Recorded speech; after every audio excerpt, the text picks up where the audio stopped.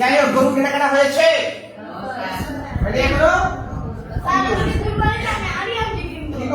কি কিনবা? সালাম দিবি, দে সালাম দিবি জাতির উদ্দেশ্যে। আচ্ছা, এখন বিষয়টা হচ্ছে যে জন্য আসা আমাদের, সেটা যে জন্য আসা শুনেন, আপনাদেরকে ঈদের অগ্রিম শুভেচ্ছা জানানো হচ্ছে। ঈদ মোবারক।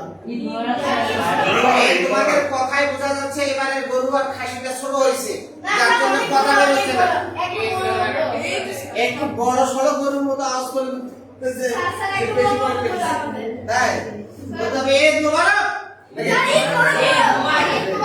আচ্ছা, যাই হোক, এখন সেটা না, তার চেয়ে বড় কথা যেটা, এটা হচ্ছে আমাদের ঈদের পর হাফ ইয়ারলি এক্সাম আছে, তাই না?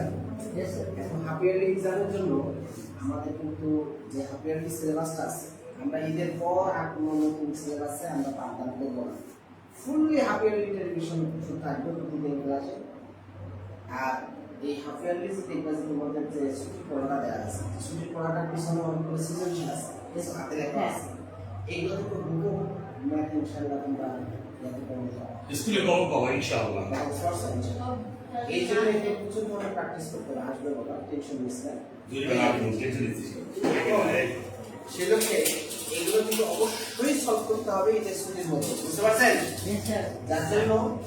যার জন্য আমার আশা আপনারা এই কি বলে আপনারা এই ছুটির মধ্যেই 2 ঘন্টা 3 ঘন্টা টাইমকে আলাদা করে নিয়ে, কারণ ছুটির পরেই আমাদের পরীক্ষা। এই 6 মাসে আমাদের পারফরমেন্সকে খুব সুন্দরভাবে দেখানোর একটা সর্বোত্তম প্লেস হচ্ছে আমাদের সফটওয়্যার লাইফ, তাই না?